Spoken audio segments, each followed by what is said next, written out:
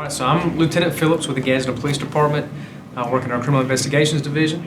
I have Dusty Ford, who is a sergeant at the Gadsden Police Department, and he also works in our Criminal Investigations Division. We've had an increase in scams in Gadsden, and so we just wanted to talk a little bit about scams and what you can do to prevent being scammed. So, Dusty, how often do you think people are seeing, or how many cases of scams are we seeing in the city right now? It's hard to put a number on actual cases, and the cases that we're getting aren't everything that people are being contacted, emailed, or reported. So I think that to put a number on it is a tough question, but it's definitely been a sharp increase lately. Okay. What kind of scams are people seeing? So a lot of stuff, scams run a wide gambit. There's a lot that goes into that. There's emails, phone calls. People try to use VPNs and spoofing and things of this nature, but ultimately all they're trying to do is get to your money. They want your money. We're seeing people pretend to be law enforcement.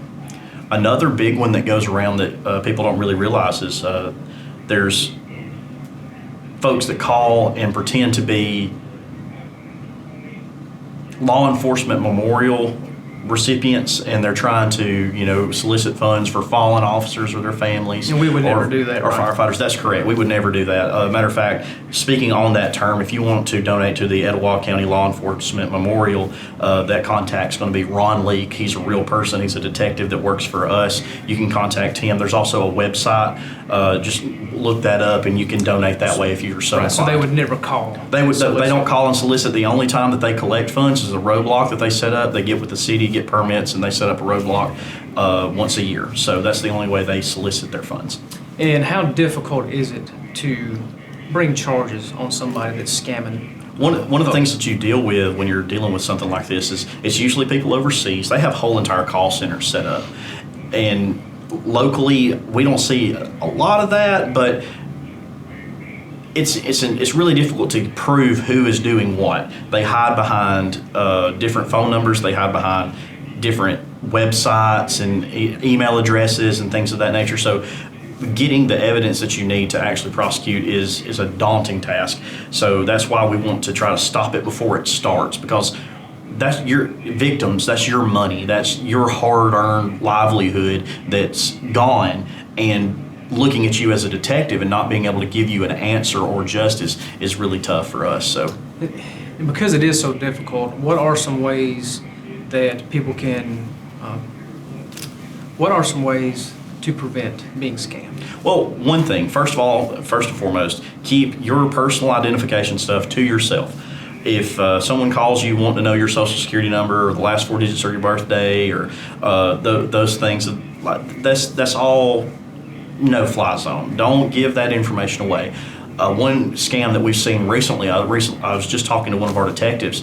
He was saying that there's a group that's actually spoofing, which is using the number, but they're actually calling from a different number of one of our local banking establishments and claiming that people's cards have been breached. And it's a person with from a foreign descent, and whenever you call that number back, they try to talk to you when you're like, oh, hey, I'm standing outside the bank right now. What office are you in? They don't want to talk to you anymore. So one of the first things you can do is hang up. If you're called by someone, someone reaches out to you, hang up.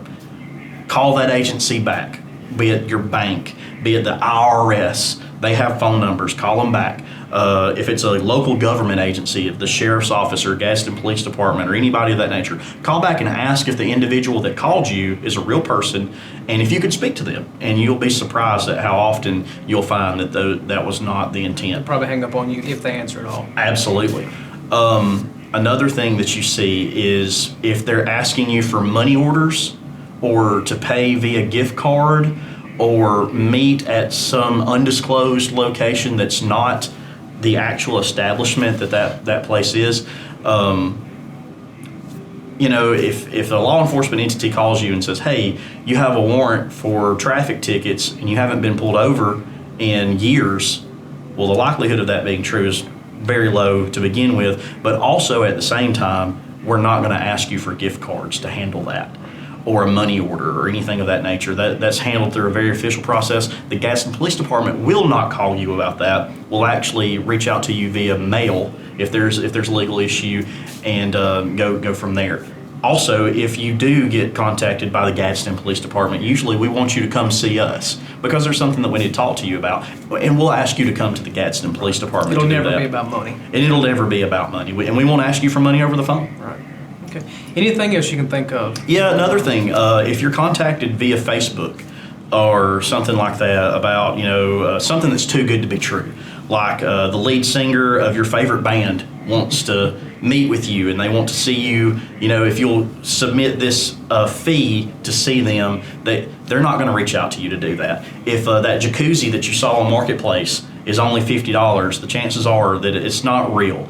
And when you're going through that process, make sure that you're vetting what you're dealing with. Another thing that you can do is if you're going to pay and you're using PayPal and they ask you to use friends and family, if you don't know that person individually and have spoken to them about this, don't do it. You're giving away fraud protection and losing the potential to get your money back. So that's something to be aware of when you're doing that too. Okay. And as always, if anybody has any questions about if they feel like they've been scammed or they get a phone call where they feel like they're being scammed, they can always call the police department.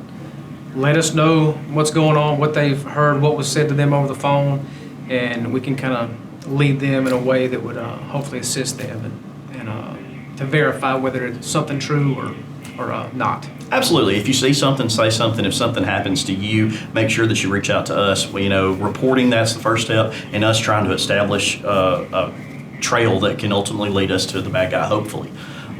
The big thing is, make sure that you're taking care of yourself. Online security, another quick thing that just thought about, sometimes through email, they'll try to contact you and say, and it will look like the email address for the people that you're using, but when you click on the actual email, you'll see that there's a number or a letter or something that's called phishing, and that's a Class C felony in the state of Alabama if we can get it proven. So those are all things that you need to look out for. And when you're getting that stuff, if you get emails like that, screenshots, save that stuff, bring it to us. That's all evidence that we can use in your case. We appreciate you tuning in today and hopefully getting some insight on how to not be scammed. Again, if you have any questions, call the Gadsden Police Department, reach out to one of the detectives here, and we can help you with that.